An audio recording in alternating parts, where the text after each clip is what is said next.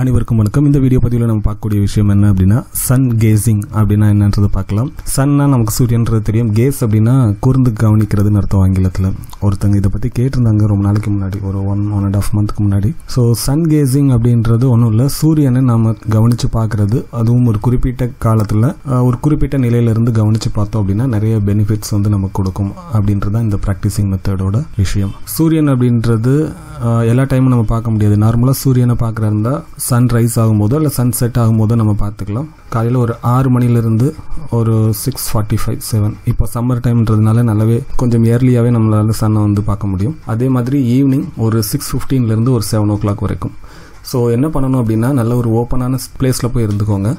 ஓப்பனான place அப்படின்னா terrace மாதிரியான place வேணால், மண் தரையில் இருக்கிற மாதிரியான ஒரு பிளேஸ், ஏதாவது ஒரு பெரிய கிரவுண்ட், அங்கே உங்களுக்கு சன்செட் தெரியுது இல்லை சன்ரைஸ் தெரியுது அப்படின்னாலோ, இல்லைனா பீச்சில் போய் நின்னா கூட ஓகே தான். நின்றுட்டு அந்த சன் ஒயிட் கலர் ஷேட்லேருந்து ஆரஞ்சு இல்லைனா அந்த ரெட் கலர் ஷேடுக்கு ஒரு மாதிரி மாறி இருக்கும். ஸோ அந்த டைம் மட்டும் நீங்கள் கவனித்து பாருங்கள். இதை டெய்லி நீங்கள் ப்ராக்டிஸ் பண்ணணும். ஒன்று சன் செட் டைமில் பண்ணலாம், இல்லை சன் ரைஸ் ஆகக்கூடிய டைமில் பண்ணலாம். ஃபர்ஸ்ட் நாள் ஸ்டார்ட் பண்ணுறீங்கன்னா ஒரு 10 to 15 செகண்ட் மட்டும் சன்னை தொடர்ந்து பார்த்துட்டே இருங்க.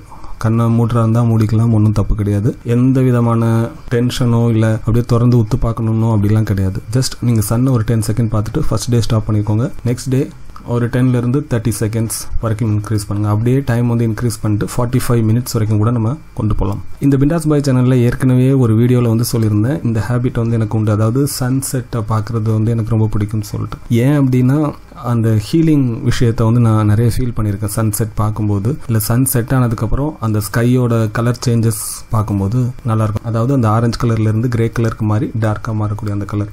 ஸோ அதை பார்த்தோம் அப்படின்னா ஒரு எமோஷ்னலாக ஹீல் ஆகிறது நான் ஃபீல் பண்ணியிருக்கேன். ஸோ கிட்டத்தட்ட அதே மாதிரியான ப்ராக்டிஸ் தான். இதில் நம்ம சன்னை மட்டும்தான் பார்க்குறோம். ஸோ அந்த டைமை நீங்கள் கொஞ்சம் கொஞ்சமாக இன்க்ரீஸ் பண்ணிகிட்டே போகலாம். 10 to 45 மினிட்ஸ் வரைக்கும் தினசரி அளவில். அதை பார்க்கும்போது நீங்கள் மண் தரையில் நிற்கணும் அப்படின்றது ஒரு ரூல். இதை பண்ணுறதுனால என்னென்ன மாதிரியான விஷயங்கள் நமக்கு கிடைக்கும் அப்படின்னா, ஃபர்ஸ்ட் திங், சன் அப்படின்றது ஒரு எனர்ஜி சோர்ஸ்.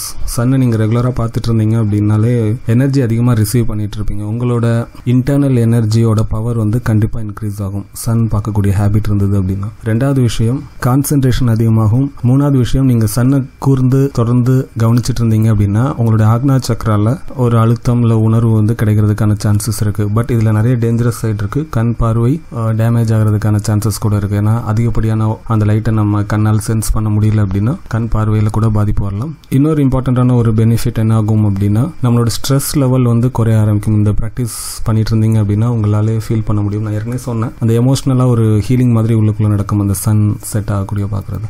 ஸோ இந்த மாதிரி ப்ராக்டிஸ் பண்ணக்கூடிய மெத்தட் முன்னாடி காலத்தில் இருந்திருக்கு. இப்போ அதை மறுபடியும் கொண்டு வந்துட்டு இருக்காங்க. சன் கேசிங் அப்படின்ற நேமில் பண்ணிட்டு இருக்காங்க. ரொம்ப நாளாவே பண்ணிட்டு இருக்காங்கன்னு வச்சுக்கலாம். ஹீரா மானக் அப்படின்றவர் தான் மறுபடியும் இதை ஒரு டெஃபினேஷன் கொடுத்து கொண்டு வந்து இந்த ப்ராக்டிஸ் பண்ணுறதுக்கு ஹெல்ப் பண்ணிட்டு இருக்காரு. ஸோ இது தேவைப்படுறவங்க ட்ரை பண்ணுங்கள். பட் இதில் பாசிட்டிவ் அண்ட் நெகட்டிவ் சைட்ஸ் இருக்குது.